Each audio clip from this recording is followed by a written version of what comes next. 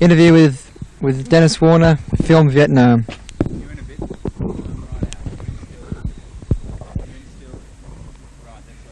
Do you think that the Australian media lived up to its responsibility of covering the Vietnam War? No, not at all.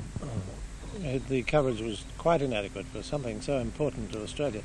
To have covered it so sparingly as the Australian media did was very wrong indeed. And how long were you in Vietnam for? I've never tried to work out exactly how long. I went to Vietnam first in 1949 and I continued to go there until the end in 1975. Perhaps a cumulative total of 6 or 8 years. I've never really tried to work it out.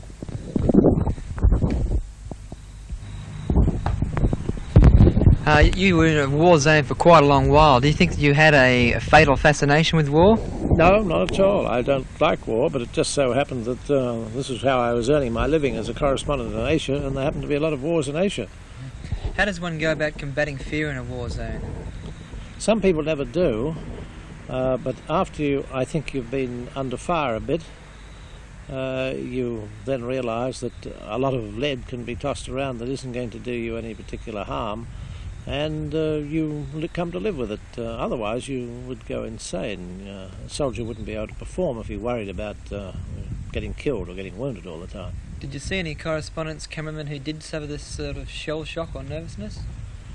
Yes, I did. Yes, I saw occasional correspondents who were suffering from shell shock, I suppose. The very first time under fire is a very acutely disturbing experience, as I'm sure you know. I can remember my first day in action in the Middle East in 1941, I suppose it was, very vividly indeed, whereas I don't remember lots of things that have happened since with anything like the same clarity. Can you recount for me one or two very frightening experiences that you had in Vietnam? I suppose the most frightening experience was going into Khe Sanh during the Tet Offensive, and it was a very difficult place to get into and a very difficult place to get out of. And it was made even more difficult by the fact that on the first run to get into the airfield, the plane couldn't get down, or didn't get down, and the pilot pulled up again. Why? And we were being fired on. Much fire? A lot of fire, yes. The plane was being hit repeatedly. What sort of calibre were they? It was probably light machine gun fire, that's what it'd say. You could hear the machine guns firing at you as you came in, and that's always uncomfortable in an aeroplane. Mm-hmm. We went round and we made it on the second time that the plane didn't stop. Those of us who were aboard just leapt out, and it had no tailpiece on. It was a cargo plane, and the ammunition and other stuff that was aboard it was dragged out, and the plane took off within, I suppose, 2 minutes of having landed. But the airfield was under heavy fire all during that period. How long were you in Khe Sanh for? Just a day. Uh-huh. And you weren't sure whether you were able to get out or not either? Oh, I had no idea whether I thought I'd get out, of course, but it was difficult to get out. You had to... I'd only planned to go in for a day. I didn't want to necessarily spend very much time there, but I did want to see what it was like. And I finally got out that evening on a medevac helicopter with a couple of Marines who had been very badly wounded. What's it like to live through a heavy mortar attack? I think that heavy artillery is just as frightening. Anything, whether it's mortar or artillery, doesn't really make much difference. Can you give me a specific incident? Well, just before the end of the war in Cambodia, I was up 4 or 5 miles up the Tonle Sap from Phnom Penh with a forward Lon Nol division, or battalion at this stage, and we came under a fairly heavy mortar attack from the other side of the river. It's very unpleasant. You take cover and you hope they don't hit you. What's going through your mind at the time? You often wonder why on earth you're so silly as to get yourself into such a foolish situation. That is principally what goes through my mind. Why do you go back and do it the next day then? Well, I don't go back and do it the next day as a rule. If I get through a mortar attack one day, I don't necessarily rush back to get attacked the next day, although I was blown up by a kamikaze aircraft during the Second World War on an aircraft carrier off Okinawa, and my eardrums were ruptured, and the plane only landed about 20 or 30 feet from me. It was quite a devastating experience. I was shocked, of course. A lot of people were killed. About 4 days later, we had another attack on the same ship, and I felt that unless I got myself on deck, my nerves might be such that I might never be tempted again. So I did, and I was just in time to see the second plane land in precisely the same place that the first one had landed, and do all the same things all over again, although not to me, because I was Can further you away. offer any ideas as to why journalists, cameramen do that, though, given the dangers and the obvious danger made apparent to them with that experience? I suppose it's a challenge in a way. Who wants to always live absolutely safely? I guess there's a certain amount of adventure associated with it.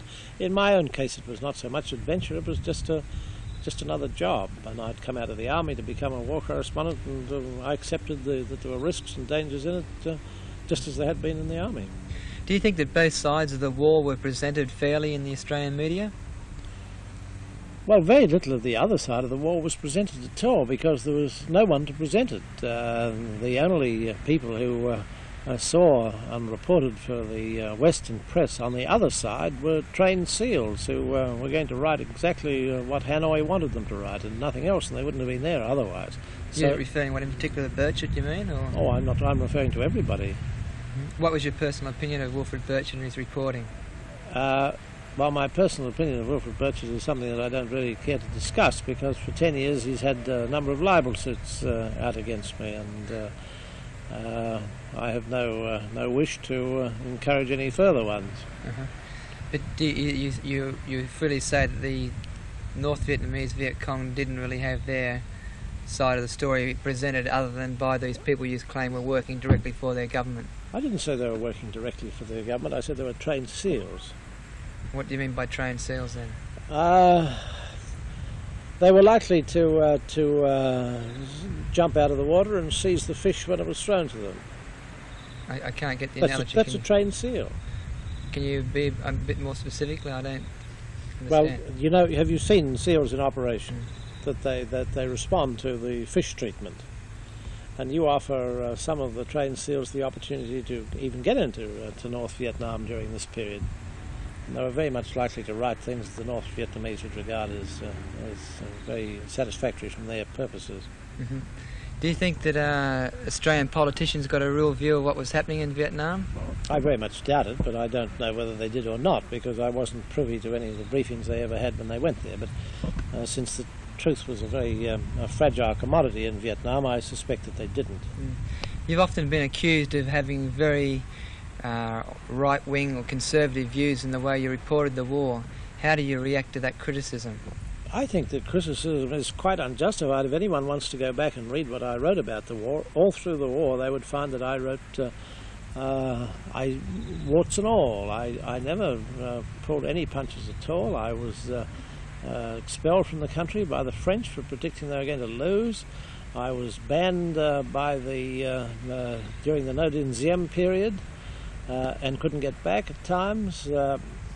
I certainly wasn't a popular figure in the anti-communist side in Vietnam for most of the 25 or 26 years that I reported the war. And if you've read anything that I've written, I put together about 3 books. One was a collection of articles that I wrote for the Reporter magazine, which still holds up today. Another was a book called The Last Confucian, which came out in 1963, and it's certainly warned everybody that disaster lay ahead. And, do you stay? And so did the last book that I've just written. Do you still stand by the domino theory which you espoused? I didn't espouse the domino theory. I've never espoused it. I've always espoused the termite theory, and I still believe that to be a fact of life in the area. Termite theory being within... Termite theory being that there is a white anting within the societies, which is the principal danger. Always. Don't blame me for the domino theory. I haven't espoused it. So. Do you agree with it or not? No, I believe in the termite theory. Let me tell you a story. I was sitting in Bangkok during the first SEATO Council meeting, Ministerial Council meeting in 1955, with a senior Australian military officer and a Vietnamese observer, who happened to be a friend of mine, who eventually rejoined the other side. The Australian was suggesting that the threat in Southeast Asia could be described in broad military arrows coming on down south, with large forces, including the Chinese, marching south, which was a theory that I'd never at any time shared. I pooh-poohed that, and the Vietnamese, while we were arguing on this one, was drawing a map of Southeast Asia, and he covered the map with what looked like cobwebs. And the man said, the Australian said, "What are you doing? Are you drawing cobwebs on that paper?" And he said, "Yes, cobwebs, and this is how it's going to be." And it was a series of interlocking cobwebs, meaning cells in the countryside, a grid from which the insurgents could operate. And that's principally how it was until the Tet Offensive in 1968.